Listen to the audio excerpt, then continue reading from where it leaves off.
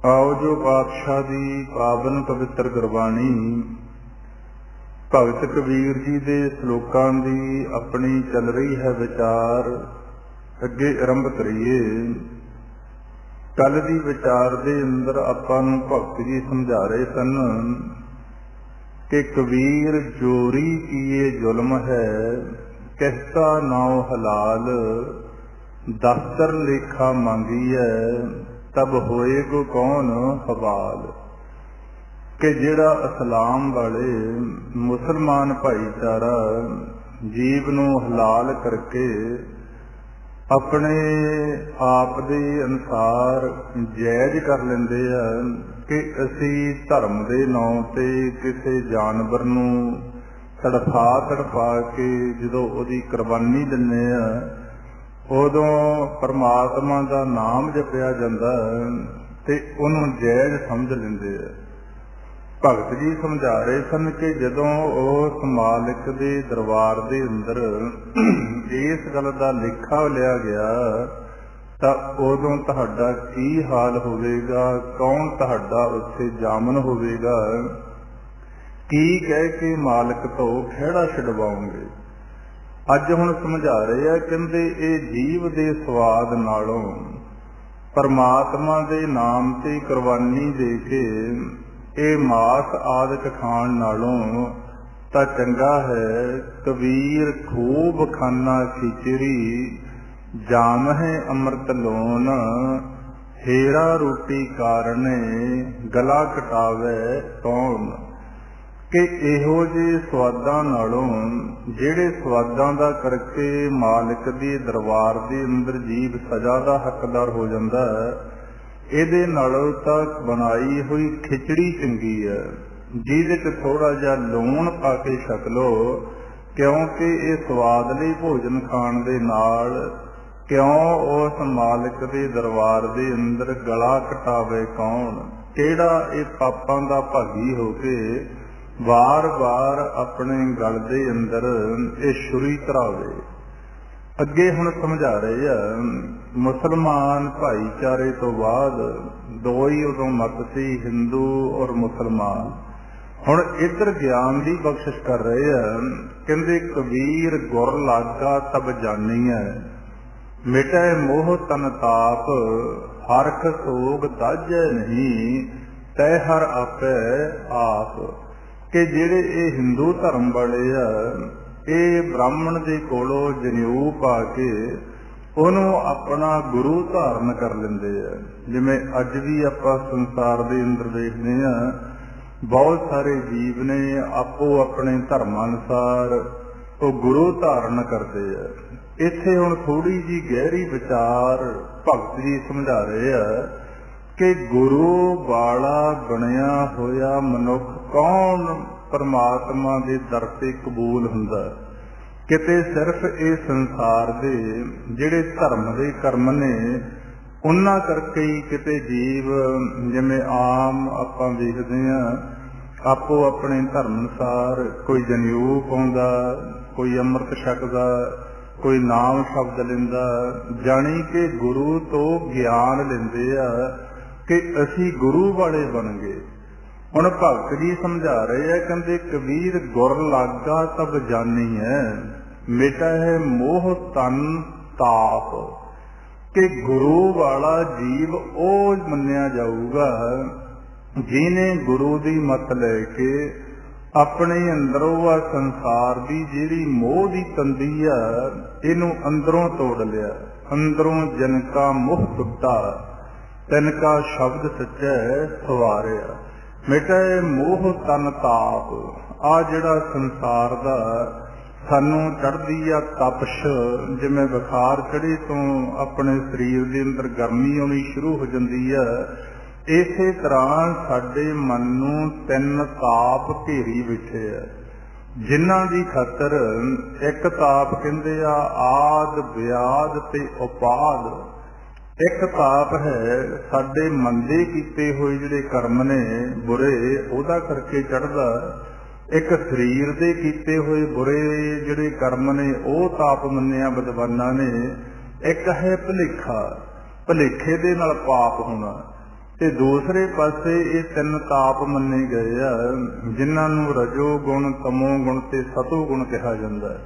ਇਹਨਾਂ ਦੇ ਅਧੀਨ ਆਸ਼ਾ, ਅਭਿਲਾਸ਼ਾ, ਤ੍ਰਿਸ਼ਨਾਵਾਂ ਦਾ ਤਾਪ, ਕਾਮ, ਕ੍ਰੋਧ, ਲੋਭ, ਮੋਹ, ਹੰਕਾਰ ਦੀਆਂ ਲਹਿਰਾਂ ਦਾ ਤਾਪ, ਧਰਮ ਦੇ ਰਸਤੇ ਚੱਲ ਕੇ ਕੀਤੇ ਹੋਏ ਕਰਮਾਂ ਦੇ ਹੰਕਾਰ ਦਾ ਤਾਪ, ਇਹ ਤਿੰਨੇ ਤਾਪ ਉਤਰ ਜਾਣ।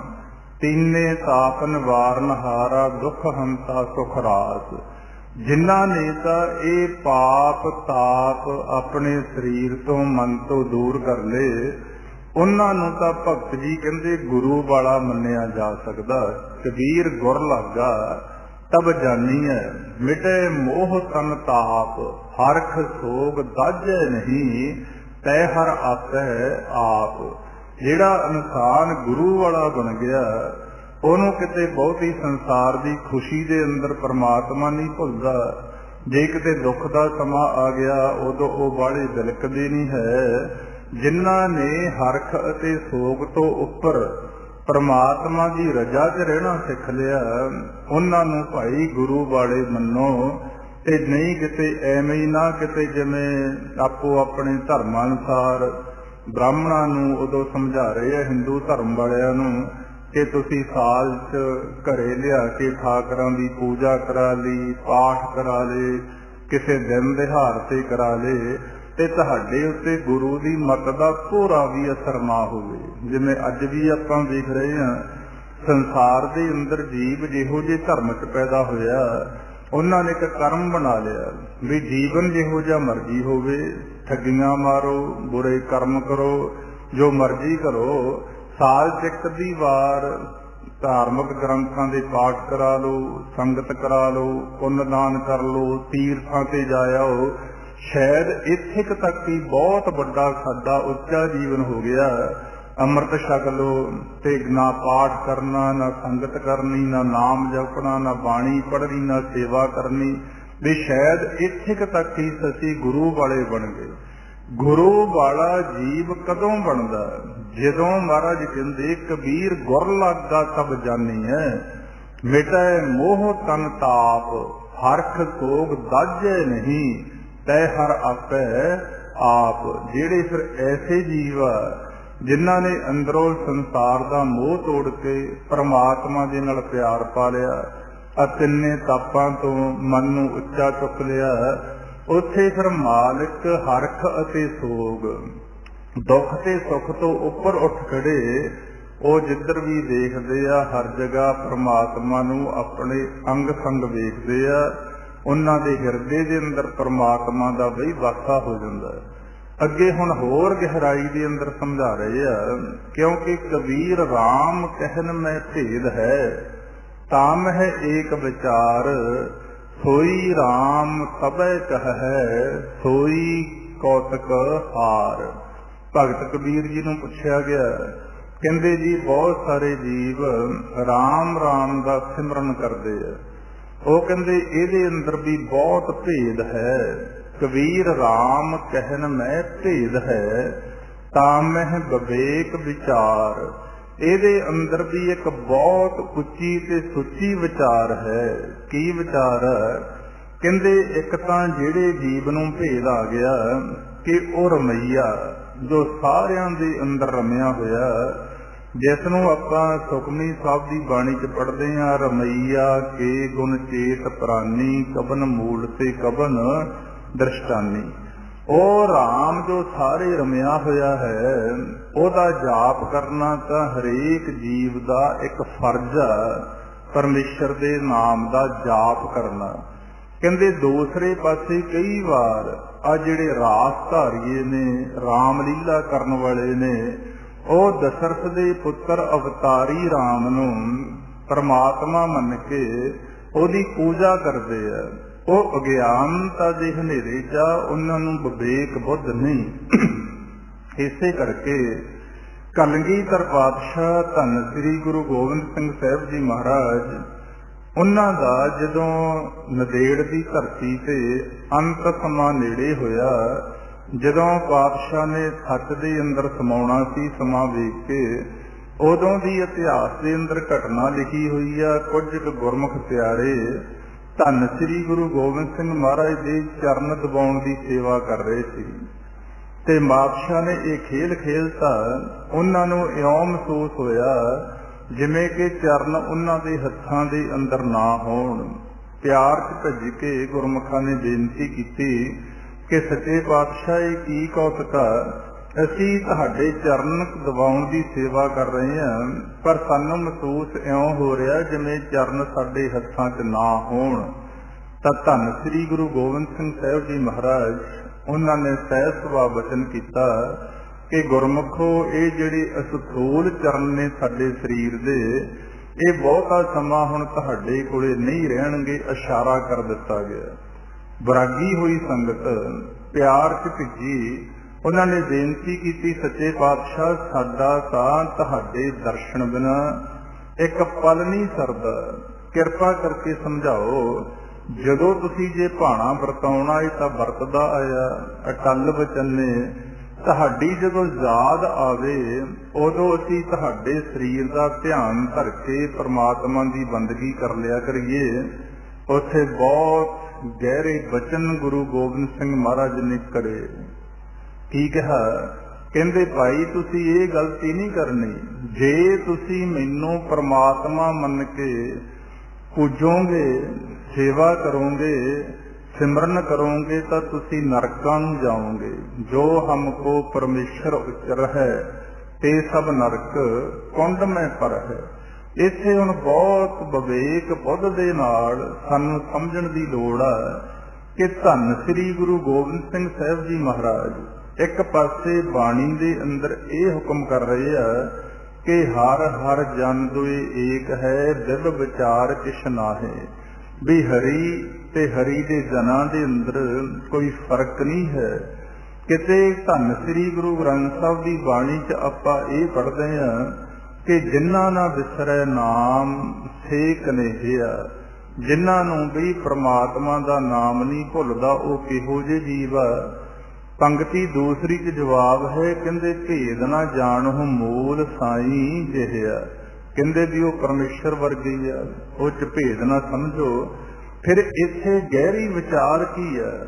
ਕਿਉਂਕਿ ਧੰਨ ਸ੍ਰੀ ਗੁਰੂ ਗੋਬਿੰਦ ਸਿੰਘ ਮਹਾਰਾਜ ਜਾਣਦੇ ਸੀ ਕਿ ਲੋਕ ਤਾਂ ਪਹਿਲਾਂ ਹੀ ਆਕਾਰਾਂ ਦੀ ਪੂਜਾ ਦੇ ਨਾਲ ਇੰਨੇ ਜੁੜ ਚੁੱਕੇ ਆ, ਇਹ ਨਿਰੰਕਾਰ ਨੂੰ ਭੁੱਲ ਚੁੱਕੇ ਆ। ਉਹਨਾਂ ਨੇ ਸਾਨੂੰ ਆਕਾਰ ਦੀ ਪੂਜਾ ਤੋਂ ਮਨਾਹੀ ਕਰਤੀ। ਬੇਨਤੀ ਕੀਤੀ ਸਿੱਖਾਂ ਨੂੰ, ਸੱਚੇ ਪਾਤਸ਼ਾਹ। ਦੂਸਰੇ ਪਾਸੇ ਆਪਾਂ ਗੁਰੂ ਗੋਬਿੰਦ ਸਿੰਘ ਮਹਾਰਾਜ ਦਾ ਜਦੋਂ ਜੀਵਨ ਪੜ੍ਹਦੇ ਹਾਂ ਤੇ ਪ੍ਰਮਾਤਮਾ ਤੇ ਉਹਨਾਂ 'ਚ ਕੋਈ ਫਰਕ ਨਹੀਂ ਹੈ। ਕਿਉਂ ਮਨਾਹੀ ਕੀਤੀ ਗਈ? ਉਹਨਾਂ ਨੇ ਫਿਰ ਗੁਰਮੁਖਾਂ ਨੂੰ ਇਹ ਸਮਝਾਇਆ ਕਿ ਭਾਈ ਅਸੀਂ ਤਾਂ ਆਪ ਉਸ ਨਿਰੰਕਾਰ ਦੇ ਭੇਜੇ ਹੋਏ ਆ ਸੰਸਾਰ ਦਾ ਇੱਕ ਤਮਾਸ਼ਾ ਵੇਖਣ ਆਏ ਆ। ਮੈਂ ਹੂੰ ਪਰਮ ਪੁਰਖ ਕੋ ਦਾਸਾ। ਮੈਂ ਉਹ ਜਿਹੜਾ ਵੱਡਾ ਆਪਣਾ ਮਾਲਕ ਕਰਤਾ ਪੁਰਖ ਹੈ ਉਹਦਾ ਆਪ ਦਾਸ ਹਾਂ। ਦੇਖਣ ਆਇਓ ਜਗਤ ਤਮਾਸ਼ਾ। ਮੈਂ ਤਾਂ ਆਪ ਹੀ ਜਗਤ ਦਾ ਤਮਾਸ਼ਾ ਵੇਖਣ ਆਇਆ। ਸਿੱਖਾਂ ਨੇ ਬਰਾਗ 'ਚ ਆ ਕੇ ਬੇਨਤੀ ਕੀਤੀ, ਸੱਚੇ ਪਾਤਸ਼ਾਹ ਜਦੋਂ ਫਿਰ ਅਸੀਂ ਧਿਆਨ 'ਚ ਬਹਿਣਾ ਤਾਂ ਕੀ ਕਰੀਏ, ਕਿਹਦਾ ਧਿਆਨ ਧਰੀਏ? ਪਾਤਸ਼ਾਹ ਨੇ ਫਿਰ ਸਮਝਾਇਆ, ਕਹਿੰਦੇ ਧਿਆਨ ਧਰੋ ਤਿਹ ਕੋ ਮਨ ਮੈਂ ਜਿਹ ਕੋ ਅਮਤੋਜ ਸਭੇ ਜਗ ਛਾਇਓ। ਉਸ ਨਿਰੰਕਾਰ ਪ੍ਰਕਾਸ਼ ਰੂਪ ਦਾ ਤੁਸੀਂ ਧਿਆਨ ਧਰਨਾ ਜਿਹੜਾ ਸਾਰੀ ਜਗ੍ਹਾ ਸਮਾਇਆ ਹੋਇਆ। ਚੱਕਰ ਚਿਹਨ ਅਰ ਵਰਨ ਜਾਤ ਅਰ ਪਾਤ ਨਹਿਣ ਜਿਹੇ ਰੂਪ ਰੰਗ ਅਰ ਰੀਖ ਭੇਖ ਕੋ ਕਹਿ ਨਾ ਸਕਤ ਕੇ। ਕਹਿਣ ਤੋਂ ਭਾਵ ਸਾਨੂੰ ਸਾਰੇ ਧਰਮਾਂ ਨੇ ਜਿਹੜਾ ਮੂਲ ਹੈ, ਮੁਸਲਮਾਨ ਨੂਰ ਕਹਿੰਦੇ ਨੇ ਕਿ ਸਾਡਾ ਸਾਰਿਆਂ ਦਾ ਜਿਹੜਾ ਇੱਕ ਪ੍ਰਮਾਤਮਾ ਹੈ ਉਹਦਾ ਅਸੀਂ ਧਿਆਨ ਧਰਨਾ ਹੁੰਦਾ। ਜਿਹਦੇ ਧਿਆਨ ਧਰਨ ਵਾਸਤੇ ਸਾਨੂੰ ਲੋੜ ਪੈਂਦੀ ਆ ਕਿਸੇ ਵੀ ਆਕਾਰ ਤੋਂ ਪਾਸੇ ਹਟ ਕੇ। ਜਦੋਂ ਅਸੀਂ ਗੁਰੂ ਦੇ ਮੰਤਰ ਦਾ ਜਾਪ ਕਰਨਾ, ਉਸ ਆਵਾਜ਼ ਦੇ ਅੰਦਰ ਟਿਕਣਾ। ਫਿਰ ਜਿਉਂ-ਜਿਉਂ ਜੀਵ ਕੋਈ ਮਿਹਨਤ ਕਰਦਾ ਜਾਂਦਾ ਤਿਉਂ-ਤਿਉਂ ਉਹਦੀ ਅਵਸਥਾ ਬਣ ਜਾਈ ਜਾਂਦੀ ਹੈ। ਫਿਰ ਇੱਕ ਸਮਾਂ ਇਹ ਵੀ ਗੁਰੂ ਗੋਬਿੰਦ ਸਿੰਘ ਮਹਾਰਾਜ ਕਹਿੰਦੇ ਬਣ ਜਾਊਗਾ, ਜਿੱਥੇ ਤੁਸੀਂ ਮੈਨੂੰ ਯਾਦ ਕਰੋਗੇ, ਜੇ ਤਾਂ ਬਹੁਤਾ ਲੋੜ ਆ ਤਾਂ ਪੰਜ ਪਿਆਰਿਆਂ ਦੇ ਅੰਦਰ ਸਾਨੂੰ ਦੇਖਿਓ ਸਾਡਾ ਰੂਪ ਨਜ਼ਰ ਆਵੇਗਾ। ਤੇ ਗੁਰਮੁਖ ਇਹ ਵੀ ਸਮਝਾਉਂਦੇ ਆ ਜਿਹੜੇ ਤੱਤ ਦਿੱਤੇ ਮਹਾਂਪੁਰਖ, ਜਦੋਂ ਫਿਰ ਕੋਈ ਸਾਡਾ ਮਨ ਪ੍ਰਕਾਸ਼ ਦੇ ਅੰਦਰ ਪਰਮਾਤਮਾ ਦੇ ਨਾਲ ਅਭੇਦ ਹੋਣਾ ਸਿੱਖ ਲੈਂਦਾ, ਉੱਥੇ ਅਸੀਂ ਕਿਸੇ ਵੀ ਅਵਤਾਰ ਦੇ ਉਸ ਅਸਥੂਲ ਸਰੀਰ ਦੇ ਅੰਦਰ ਦਰਸ਼ਨ ਵੀ ਕਰ ਸਕਦੇ ਹਾਂ ਤੇ ਉਹਨਾਂ ਨਾਲ ਸਾਡੇ ਬਚਨ ਵਿਲਾਸ ਵੀ ਹੋ ਸਕਦੇ ਆ, ਬਚਨ ਵਿਲਾਸ ਵੀ ਹੋ ਸਕਦੇ ਆ। ਪਰ ਜਦੋਂ ਅਸੀਂ ਪ੍ਰਕਾਸ਼ ਪਰਮਾਤਮਾ ਤੱਕ ਪਹੁੰਚਣਾ, ਉਦੋਂ ਅਸੀਂ ਕਿਸੇ ਵੀ ਆਕਾਰ ਦੀ ਧਿਆਨ ਧਰ ਕੇ ਭਗਤੀ ਨਹੀਂ ਕਰਨੀ। ਇੱਥੇ ਹੁਣ ਭਗਤ ਜੀ ਸਮਝਾ ਰਹੇ ਆ, ਕਹਿੰਦੇ ਕਬੀਰ ਰਾਮ ਕਹਿਨ ਮੈਂ ਭੇਦ ਹੈ, ਤਾਮਹਿ ਏਕ ਵਿਚਾਰ, ਸੋਈ ਰਾਮ ਸਭੈ ਕਹੈ, ਸੋਈ ਕੌਤਕਹਾਰ। ਜਿਹੜਾ ਉਹ ਕੌਤਕਹਾਰ ਪਰਮੇਸ਼ਰ ਰਮਈਆ ਹੈ, ਉਹਨੂੰ ਭਾਈ ਸਾਰੇ ਜਪੋ, ਇਹ ਸਾਡਾ ਫਰਜ਼ ਹੈ। ਕਬੀਰ ਰਾਮੈ ਰਾਮ ਕਹੋ, ਕਹਿਦੇ ਮਾਹੇ ਵਿਵੇਕ, ਏਕ ਅਨੇਕ ਹੈ ਮਿਲ ਗਿਆ, ਏਕ ਸਮਾਨਾ ਏਕ।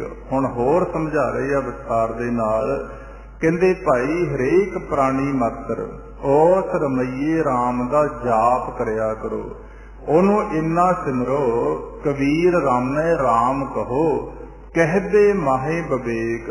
ਪਰ ਕਹਿਣ ਦੇ ਸਮੇਂ 'ਚ ਤੁਹਾਡੀ ਵਿਵੇਕ ਬੁੱਧ ਹੋਣੀ ਚਾਹੀਦੀ ਆ। ਤੁਸੀਂ ਉਸ ਰਮਈਏ ਪ੍ਰਮਾਤਮਾ ਦਾ ਜੋ ਸਾਰਿਆਂ ਦੇ ਅੰਦਰ ਰਮਿਆ ਹੋਇਆ ਉਹਨੂੰ ਯਾਦ ਕਰਨਾ, ਨਾ ਕਿ ਕਿਸੇ ਅਵਤਾਰ ਪੁਰਸ਼ ਨੂੰ ਯਾਦ ਕਰਨਾ। ਕਿਉਂਕਿ ਸੰਸਾਰ ਦੇ ਅੰਦਰ ਅੱਜ ਆਪਾਂ ਦੇਖ ਰਹੇ ਹਾਂ, ਬ੍ਰਹਮ ਦੇ ਤੱਤ ਦੇ ਗਿਆਨ ਤੋਂ ਬਗੈਰ ਸ਼ੁਰੂ ਤੋਂ ਲੈ ਕੇ ਜੀਵ ਆਕਾਰ ਦੀ ਪੂਜਾ ਦੇ ਨਾਲ ਜੁੜ ਜਾਂਦੇ ਆ ਤੇ ਜਿਹੜਾ ਨਿਰਾਕਾਰ ਹੈ ਉਹਨੂੰ ਭੁੱਲ ਜਾਂਦੇ ਆ। ਇਸੇ ਕਰਕੇ ਅਸੀਂ ਨਿਰਾਕਾਰ ਦੇ ਅੰਦਰ ਅਭੇਦ ਨਹੀਂ ਹੋਣਾ ਸਿੱਖਦੇ। ਇਸੇ ਕਰਕੇ ਵਾਰ-ਵਾਰ ਜੰਮਣ ਔਰ ਮਰਨ ਦੇ ਚੱਕਰ ਦੇ ਅੰਦਰ ਜੀ ਪੈ ਜਾਂਦਾ। ਜਿਹੜਾ ਮਾਲਿਕ ਏਕ ਮੂਰਤ ਅਨੇਕ ਦਰਸ਼ਨ, ਤੀਨ ਰੂਪ ਅਨੇਕ, ਖੇਲ ਖੇਲ ਅਖੇਲ ਖੇਲਨ, ਅੰਤ ਕੋ ਫਿਰ ਏਕ। ਅਸੀਂ ਸਾਰੇ ਇੱਕ ਪਰਮਾਤਮਾ ਦੇ ਵਿੱਚੋਂ ਪੈਦਾ ਹੋਏ ਆ। ਇਹ ਮਾਲਿਕ ਦੀ ਇੱਕ ਖੇਡ ਚੱਲ ਰਹੀ ਆ। ਜਿਹੜੇ ਜਿਹੜੇ ਜੀਵ ਉਹਦੇ ਨਾਲ ਪਿਆਰ ਪਾ ਲੈਂਦੇ ਆ ਉਹਦੇ 'ਚ ਅਭੇਦ ਹੋ ਜਾਂਦੇ ਆ। ਜਿਹੜੇ ਵੀ ਕਿਸੇ ਆਕਾਰ ਨਾਲ ਪਿਆਰ ਪਾ ਲੈਂਦੇ ਆ ਉਹਨਾਂ ਨੂੰ ਉਹ ਜਿਹਾ ਆਕਾਰ ਮਿਲ ਜਾਂਦਾ। ਕਬੀਰ ਰਾਮੈ ਰਾਮ ਕਹੋ, ਕਹਿਦੇ ਮਾਹੇ ਵਿਵੇਕ, ਏਕ ਅਨੇਕ ਹੈ ਮਿਲ ਗਿਆ, ਏਕ ਸਮਾਨਾ ਏਕ। ਜਿਹੜਾ ਫਿਰ ਉਹ ਇੱਕ ਦੇ ਨਾਲ ਜਿਹਦੇ ਤੋਂ ਸਾਰੀ ਸ੍ਰਿਸ਼ਟੀ ਪੈਦਾ ਹੋਈ ਆ ਉਹਦੇ ਨਾਲ ਅਭੇਦ ਹੋ ਗਿਆ, ਉਹਦੀ ਭਗਤੀ ਕੀਤੀ, ਭਗਤ ਜੀ ਕਹਿੰਦੇ ਸੰਪੂਰਨ ਹੋ ਜਾਂਦੀ ਹੈ। ਇਸ ਕਰਕੇ ਆਪਾਂ ਖਿਆਲ ਰੱਖਣਾ ਹੁੰਦਾ ਸਾਰਿਆਂ ਨੇ, ਜਦੋਂ ਵੀ ਅਸੀਂ ਗੁਰੂ ਦੇ ਮੰਤਰ ਦਾ ਜਾਪ ਕਰਨਾ, ਪਰਮਾਤਮਾ ਦੀ ਯਾਦ 'ਚ ਬੈਠਣਾ, ਉਦੋਂ ਕਿਸੇ ਵੀ ਆਕਾਰ ਦਾ ਧਿਆਨ ਨਹੀਂ ਧਰਨਾ। ਸਿਰਫ ਪਰਮਾਤਮਾ ਦਾ ਜਿਹੜਾ ਜਪਦੇ ਆ ਨਾਮ, ਜੋ ਗੁਰਬਾਣੀ ਅੰਦਰ ਗਿਆਨ ਹੈ, ਧੁਨ ਮੈਂ ਧਿਆਨ ਧਿਆਨ ਮੈਂ ਜਾਣਿਆ, ਗੁਰਮੁਖ ਅਕਥ ਕਹਾਣੀ। ਆਪਣੀ ਆਵਾਜ਼ ਦੇ ਅੰਦਰ ਧਿਆਨ ਜਦੋਂ ਟਿਕਾਉਣਾ ਸਿੱਖ ਲਿਆ, ਹੌਲੀ ਹੌਲੀ ਸਾਡੇ ਤੇ ਵਾਹਿਗੁਰੂ ਦੀ ਕਿਰਪਾ ਹੋਣੀ ਸ਼ੁਰੂ ਹੋ ਜਾਣੀ ਹੈ। ਅੱਗੇ ਹੁਣ ਸਮਝਾ ਰਹੇ ਆ, ਕਹਿੰਦੇ ਕਬੀਰ ਜਾ ਘਰ ਸਾਧਨਾ ਸੇਵੀਐ, ਹਰ ਕੀ ਸੇਵਾ ਨਾਹੇ, ਤੇ ਘਰ ਮਰਹਠ ਸਾਰਖੇ, ਭੂਤ ਵਸੈ ਤਨ ਮਾਹੇ। ਕਹਿੰਦੇ ਹੁਣ ਸਾਡੇ ਪ੍ਰਤੱਖ ਘਰ ਨੇ, ਇਹਨਾਂ ਘਰਾਂ ਦੇ ਅੰਦਰ ਆਪੋ ਆਪਣੇ ਧਰਮ ਅਨੁਸਾਰ ਕੋਈ ਮਹੀਨੇ ਬਾਅਦ, ਕੋਈ 6 ਮਹੀਨਿਆਂ ਬਾਅਦ, ਕੋਈ ਸਾਲ ਬਾਅਦ, ਤੇ ਉਹ ਘਰਾਂ 'ਚ ਲਿਆ ਕੇ ਠਾਕਰਾਂ ਦੀ ਪੂਜਾ ਵੀ ਕਰ ਲਏ, ਧਰਮ ਦੇ ਕਰਮ ਵੀ ਕਰ ਲਏ, ਪਰ ਉਹਨਾਂ ਦੇ ਮਨ ਦੇ ਉੱਪਰ ਅਸਰ ਨਾ ਹੋਵੇ। ਉਹਨਾਂ ਦੇ ਦਿਲ ਦੇ ਅੰਦਰ, ਸਰੀਰ ਰੂਪੀ ਘਰ ਦੇ ਅੰਦਰ ਪਰਮਾਤਮਾ ਦੇ ਪਿਆਰ ਤੋਂ ਸਖਣੇ ਜਿਹੜੇ ਜੀਵ, ਜਿਨ੍ਹਾਂ ਦੇ ਮਨ ਦੇ ਅੰਦਰ ਨਾ ਤਾਂ ਹਰੀ ਦੀ ਸੇਵਾ, ਚਾਹੇ ਬਾਹਰ ਆਪਾਂ ਘਰ ਪ੍ਰਤੱਖ ਗਿਣ ਲਓ, ਚਾਹੇ ਆਪਣੇ ਸਰੀਰ ਨੂੰ ਘਰ ਕਿਹਾ ਗਿਆ, ਇਹ ਸਰੀਰ ਰੂਪੀ ਘਰ ਜਾਂ ਬਾਹਰਲੇ ਪ੍ਰਤੱਖ ਜਿਹੜੇ ਸਾਡੇ ਮਕਾਨ ਆ, ਉੱਥੇ ਮਾਲਕ ਦਾ ਤਾਂ ਸਿਮਰਨ ਹੈ ਨਹੀਂ, ਤੇ ਨਾ ਉੱਥੇ ਜਿਹੜੇ ਉਹਦੇ ਭਗਤ ਨੇ ਉਹਨਾਂ ਦੀ ਕੋਈ ਸੇਵਾ। ਕਹਿੰਦੇ ਸਿਰਫ ਫਿਰ ਇੱਕ ਲੋਕ ਵਿਖਾਵਾ ਰਹਿ ਜਾਂਦਾ। भी असी आ पाठ कराता जी, असी आ ठाकरां दी पूजा कर ली जी, असी जिहो जे धर्म च कोई पैदा होया। पर कहंदे एक गल दा ख्याल रख के चलियो, कबीर जा घर साध ना सेवीऐ। ਜਿਹੜੇ ਘਰਾਂ ਦੇ ਅੰਦਰ ਜਿਨ੍ਹਾਂ ਜੀਵਾਂ ਨੇ ਆਪਣੇ ਮਨ ਨੂੰ ਸਾਧਿਆ ਹੋਇਆ ਪਰਮਾਤਮਾ ਦੇ ਪਿਆਰ 'ਚ ਭਿੱਜੇ ਹੋਏ ਜੀਵ ਆ, ਉਹਨਾਂ ਦੀ ਸੇਵਾ ਨਹੀਂ ਹੈ। ਕਿਉਂਕਿ ਉਹਨਾਂ ਤੋਂ ਸਿੱਖਿਆ ਲੈ ਕੇ ਅਸੀਂ ਪਰਮਾਤਮਾ ਦੀ ਸੇਵਾ ਕਰਨੀ ਹੁੰਦੀ ਆ, ਸੰਗਤ ਅਸੀਂ ਕਰਦੇ ਨਹੀਂ, ਤੇ ਫਿਰ ਹਰੀ ਦੀ ਸੇਵਾ ਕਰਨੀ ਸਾਨੂੰ ਕਿੱਥੋਂ ਆਉਣੀ ਆ। ਕਬੀਰ ਜਾ ਕਰ ਸਾਧ ਨਾ ਸੇਵੀਐ, ਹਰ ਕੀ ਸੇਵਾ ਨਾਹੇ ਕੀ ਆ ਫਿਰ ਤੇ ਘਰ ਮਰਹਟ ਸਾਰਖੇ, ਭੂਤ ਵਸੈ ਤਿਨ ਮਾਹੇ। ਉਹਨਾਂ ਘਰਾਂ ਦੇ ਤਾਂ ਕਹਿੰਦੇ ਉਜਾੜਾਂ ਵਰਗੇ ਘਰ, ਉੱਥੇ ਭੂਤਾਂ ਦਾ ਵਾਸਾ ਹੋ ਜਾਂਦਾ। ਐਸਾ ਹੀ ਸਾਡਾ ਸਰੀਰ ਰੂਪੀ ਘਰ, ਜਿਹੜੇ ਸਰੀਰ ਰੂਪੀ ਘਰ ਦੇ ਅੰਦਰ ਹਰੀ ਦੀ ਸੇਵਾ ਨਹੀਂ ਹੈ, ਪਰਮੇਸ਼ਰ ਦਾ ਨਾਮ ਨਹੀਂ ਹੈ, ਟਿਕਾਊ ਨਹੀਂ ਹੈ, ਉੱਥੇ ਵੀ ਫਿਰ ਭੂਤ। ਕਿਹੜੇ ਭੂਤ? ਪੰਜ ਭੂਤ। ਇਹ ਤਾਂ ਲੋਕਾਂ ਨੂੰ ਭਰਮ ਪੈ ਗਿਆ ਕਿ ਸਾਡੇ ਅੰਦਰ ਭੂਤ ਆ ਜਾਂਦਾ, ਪ੍ਰੇਤ ਆ ਜਾਂਦਾ। ਪਰ ਜੇ ਤਤ ਦੀ ਵਿਚਾਰ ਦੇ ਨਾਲ ਜੁੜਦੇ ਆ, ਸਾਡੇ ਸਰੀਰ ਦੇ ਅੰਦਰ ਇੱਕ ਛੋਟਾ ਜਿਹਾ ਜੀਵ ਆ ਮੱਛਰ, ਜੇ ਕਿਤੇ ਸਾਡੇ ਮੂੰਹ 'ਚ ਪੈ ਜੇ, ਜਿੰਨਾ ਚਿਰ ਉਹ ਮਰ ਕੇ ਬਾਹਰ ਨਹੀਂ ਨਿਕਲਦਾ ਸਾਨੂੰ ਤੰਗੀ ਦੇ ਜਾਂਦਾ। ਸਾਡੇ ਸਰੀਰ ਦੇ ਅੰਦਰ ਇੰਨੀ ਜਗ੍ਹਾ ਹੀ ਨਹੀਂ ਹੈ ਕਿ ਹੋਰ ਕੋਈ ਇਹ ਸਰੀਰ ਦੇ ਅੰਦਰ ਪ੍ਰਵੇਸ਼ ਕਰ ਜੇ। ਆਪਣੇ ਸਰੀਰ ਦੇ ਉੱਪਰ ਕੱਪੜੇ ਪਾਏ ਹੋਏ ਆ, ਇਹਨਾਂ ਕੱਪੜਿਆਂ 'ਚ ਕੋਈ ਹੋਰ ਸਰੀਰ ਵੜ ਜੂਗਾ ਜੀ? ਥੋੜੇ ਜਿਹੇ ਨਾਲੇ ਆਪਣੇ ਖੁੱਲੇ ਹੀ ਹੁੰਦੇ ਆ। ਆ ਸਾਡੇ ਉੱਪਰ ਜਿਹੜਾ ਕਾਇਆ ਦਾ ਕੱਪੜ ਚੜਾਇਆ ਹੋਇਆ, ਇਹਦੇ ਅੰਦਰ ਤਾਂ ਇੰਨੀ ਜਗ੍ਹਾ ਹੀ ਨਹੀਂ ਹੈ ਕਿ ਕੋਈ ਹੋਰ ਭੂਤ ਪ੍ਰੇਤ ਸਾਡੇ 'ਚ ਵੜ ਜੂ। ਪਰ ਹੁੰਦਾ ਕੀ ਆ, ਪਹਿਲਾਂ ਹੀ ਪੰਜ ਭੂਤ ਬੜੇ ਹੋਏ ਆ, ਉਹ ਛੇਵੇਂ ਨੂੰ ਕਿੱਥੇ ਬਣਨ ਦਿੰਦੇ ਆ। ਕਾਮ ਦਾ ਭੂਤ ਆ, ਕ੍ਰੋਧ ਦਾ, ਲੋਭ ਦਾ, ਮੋਹ ਦਾ, ਹੰਕਾਰ ਦਾ। ਅੱਗੇ ਇਹਨਾਂ ਦੀ 25 ਪ੍ਰਕਿਰਤੀ ਬਣ ਜਾਂਦੀ ਹੈ। ਜਿੱਥੇ ਏਡੇ ਵੱਡੇ ਪੰਜ ਭੂਤ ਸਰੀਰ ਦੇ ਅੰਦਰ, ਮਨ ਦੇ ਅੰਦਰ ਬੜੇ ਬੈਠੇ, ਉੱਥੇ ਛੇਵੇਂ ਨੂੰ ਕਿੱਥੇ ਜਗ੍ਹਾ? ਇਸ ਕਰਕੇ ਜੀਵ ਦੇ ਮਨ ਦੀ ਹਾਲਤ ਇਹ ਇੰਨੀ ਖਰਾਬ ਕਰ ਦਿੰਦੇ ਆ। ਕੋਈ ਬੋਲਣਾ ਸ਼ੁਰੂ ਕਰ ਦਿੰਦਾ, ਕੋਈ ਚੁੱਪ ਰਹਿਣਾ ਸ਼ੁਰੂ ਕਰ ਦਿੰਦਾ, ਕੋਈ ਕਿਵੇਂ। ਕਿਉਂਕਿ ਜਿਹੜੀ ਚੀਜ਼ ਨੇ ਇਹਨਾਂ ਭੂਤਾਂ ਤੇ ਕਾਬੂ ਕਰਨਾ, ਉਹ ਹੈ ਪਰਮਾਤਮਾ ਦੀ ਸੇਵਾ, ਪਰਮਾਤਮਾ ਦਾ ਸਿਮਰਨ, ਸਾਧੂ ਜਨਾਂ ਦੀ, ਗੁਰਮੁਖਾਂ ਦੀ ਸੰਗਤ, ਜਿਹੜੇ ਸਾਨੂੰ ਇਹ ਸਿਖਾਉਣ ਕਿ ਕਿਵੇਂ ਤੁਸੀਂ ਵੀ ਇਹਨਾਂ ਵਿਚਾਰਾਂ ਦੇ ਭੂਤਾਂ ਤੋਂ ਉੱਪਰ ਉੱਠ ਕੇ ਆਪਣੇ ਮਨ ਨੂੰ ਅੰਮ੍ਰਿਤ ਰਸ ਦੀ ਖੁਰਾਕ ਦਿਵਾਉਣੀ ਹੈ। ਜਿੱਥੇ ਇਹ ਚੀਜ਼ ਨਹੀਂ, ਉਹ ਚਾਹੇ ਸਾਡੇ ਪ੍ਰਤੱਖ ਘਰ ਆ, ਚਾਹੇ ਸਾਡਾ ਸਰੀਰ ਰੂਪੀ ਘਰ ਆ, ਉੱਥੇ ਤਾਂ ਫਿਰ ਭੂਤ ਹੀ ਵਸਦੇ ਆ। ਅੱਗੇ ਹੁਣ ਸਮਝਾ ਰਹੇ ਆ, ਕਬੀਰ ਗੂੰਗਾ ਹੁਆ ਬਾਵਰਾ, ਬਹਿਰਾ ਹੁਆ ਕਾਨ, ਪਾਬੁਹ ਤੇ ਪਿੰਗਲ ਭਇਆ, ਮਾਰਿਆ ਸਤਿਗੁਰ ਬਾਣ। ਕਹਿੰਦੇ ਫਿਰ ਜਿਹੜੇ ਗੁਰੂ ਵਾਲੇ ਅੰਦਰੋਂ ਬਣ ਜਾਂਦੇ ਆ ਨਾ ਜੀਵ, ਉਹ ਤਾਂ ਗੁੰਗੇ ਹੋ ਜਾਂਦੇ ਆ, ਬਹਿਰੇ ਹੋ ਜਾਂਦੇ ਆ, ਕਮਲਿਆਂ ਵਰਗੇ ਹੋ ਜਾਂਦੇ ਆ। ਇਹ ਨਹੀਂ ਕਿ ਉਹ ਬੋਲਦੇ ਨਹੀਂ ਹੈ ਜਾਂ ਉਹਨਾਂ ਨੂੰ ਸੁਣਦਾ ਨਹੀਂ ਹੈ, ਉਹ ਬੋਲਦੇ ਤਾਂ ਹੈ। ਉਹ ਗੁੰਗੇ ਇਸ ਕਰਕੇ ਹੋ ਜਾਂਦੇ ਆ, ਉਹ ਮਾੜੇ ਸ਼ਬਦ ਨਹੀਂ ਬੋਲਦੇ, ਉਹ ਆਪਣੇ ਮੁਖ ਤੋਂ ਅਵਾ ਤਵਾ ਨਹੀਂ ਬੋਲਦੇ। ਉਹਨਾਂ ਨੂੰ ਭੇਦ ਆ ਗਿਆ ਕਿ ਜੋ ਅਸੀਂ ਬੋਲਦੇ ਆ ਉਹ ਮਾਲਕ ਸੁਣ ਰਿਹਾ, ਸਦ ਸੁਣਦਾ, ਸਦ ਵੇਖਦਾ। ਜਿਹੋ ਜੇ ਅਸੀਂ ਕਰਮ ਕਰ ਰਹੇ ਹਾਂ ਉਹ ਵੇਖ ਰਿਹਾ, ਉਹ ਫਿਰ ਸੰਕੋਚ ਰੱਖਦੇ ਆ। ਕਬੀਰ ਗੁੰਗਾ ਹੁਆ ਬਾਵਰਾ, ਬਹਿਰਾ ਹੁਆ ਕਾਨ। ਉਹ ਇਹਨਾਂ ਕੰਨਾਂ ਦੇ ਨਾਲ ਸੰਸਾਰ ਦੀਆਂ ਮਾੜੀਆਂ ਗੱਲਾਂ ਵੱਲੋਂ ਬੋਲੇ ਹੋ ਜਾਂਦੇ ਆ। ਉਹ ਇਹਨਾਂ ਕੰਨਾਂ ਦੇ ਨਾਲ ਪਰਮਾਤਮਾ ਦਾ ਜਸ ਸੁਣਦੇ ਆ, ਉਹਦੀ ਉਸਤਤ ਵਡਿਆਈ ਸੁਣਦੇ ਆ, ਮੁਖ ਦੇ ਨਾਲ ਕਰਦੇ ਆ, ਪਰਮੇਸ਼ਰ ਦਾ ਨਾਮ ਸੁਣਦੇ ਆ।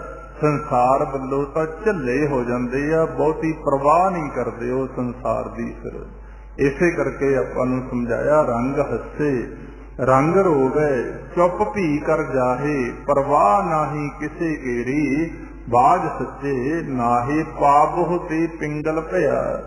ਉਹਨਾਂ ਦੇ ਜਿਨ੍ਹਾਂ ਦੇ ਮਨ ਦੇ ਅੰਦਰ ਸਤਿਗੁਰ ਦਾ ਸ਼ਬਦ ਰੂਪੀ ਬਾਣ ਵੱਜ ਗਿਆ, ਉਹ ਪਿੰਗਲੇ ਹੋ ਗਏ, ਤੁਰਨੋਂ ਹਟ ਗਏ, ਕਿੱਧਰ ਨੂੰ ਹਟ ਗਏ?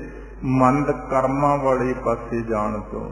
ਜਿਹੜੇ ਕਰਮ ਉਸ ਪਾਸੇ ਨੂੰ ਸਾਨੂੰ ਖਿੱਚ ਕੇ ਲਿਜਾਂਦੇ ਆ ਜਿੱਧਰ ਸਾਡਾ ਜੀਵਨ ਬਰਬਾਦ ਹੋਣਾ, ਉਸ ਪਾਸੇ ਉਹ ਪਿੰਗਲੇ ਹੋ ਗਏ। ਮਾੜਾ ਬੋਲਣ ਤੋਂ ਮੁਖ ਗੁੰਗਾ ਹੋ ਗਿਆ, ਮਾੜੀਆਂ ਗੱਲਾਂ ਸੁਣਨ ਤੋਂ ਕੰਨ ਬੋਲੇ ਹੋ ਗਏ, ਝੱਲੇ ਹੋ ਗਏ। ਪ੍ਰਮਾਤਮਾ ਦੇ ਨਾਮ ਦੇ ਅੰਦਰ ਆ ਸੰਸੇ ਸੰਸਾਰ ਦੇ ਫਿਕਰ ਛੱਡ ਕੇ ਕਿੰਨਾਂ ਦੇ, ਜਿਨ੍ਹਾਂ ਦੇ ਹਿਰਦੇ ਦੇ ਅੰਦਰ ਸਤਿਗੁਰ ਦੇ ਸ਼ਬਦ ਦਾ ਬਾਣ ਵੱਜ ਗਿਆ, ਉਹਨਾਂ ਨੂੰ ਫਿਰ ਗੁਰੂ ਵਾਲੇ ਭਗਤ ਜੀ ਕਹਿੰਦੇ ਮੰਨਿਆ ਜਾਂਦਾ।